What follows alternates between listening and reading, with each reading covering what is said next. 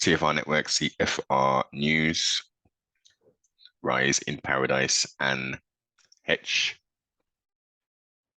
As per the headline, died due to smoke inhalation and burns. American actress born in May the 25th, 1969. Looked pretty good for her age, I guess. Not too sure if surgery was used to maintain that look. Been in multiple movies, TV shows, etc., etc. And I came across as you know, don't really watch much or any mainstream media.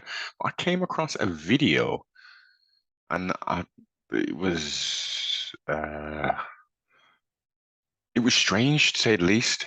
And then I started looking into more detail, and it was the footage of her being wheeled into an ambulance. Um, I would say 80% of her was covered, especially the head part. She was totally covered from her head. And just before she got in to the ambulance, she sort of rose up and was trying to sort of like get out, remove the stuff off her. Now, looking at the reports and listening to the media, we're talking about she was having breathing problems, etc., etc. So my question is, why on earth would they have had her covered up, covering her face, pardon self, restricting her breathing? Surely she should have had an oxygen mask on and stuff, and to aid with her breathing if she was having breathing difficulties. Um, awfully strange, awfully strange. Um,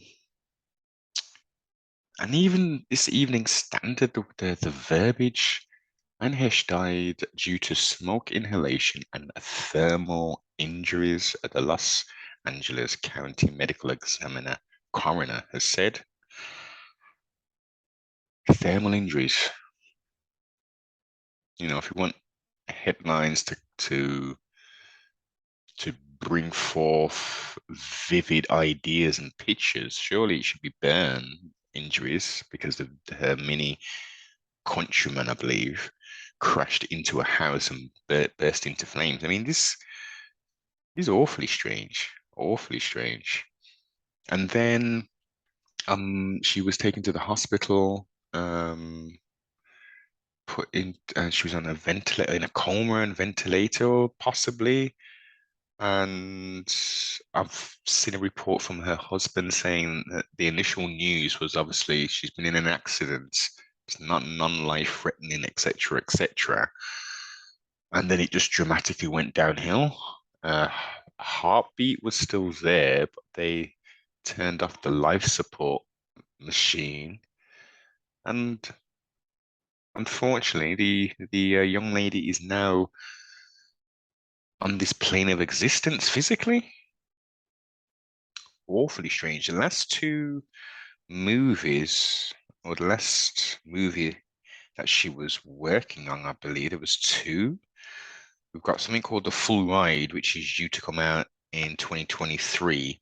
And there was another film, a TV movie called Girl in Room 13, where in essence, it's dealing with opioid abuse and human trafficking,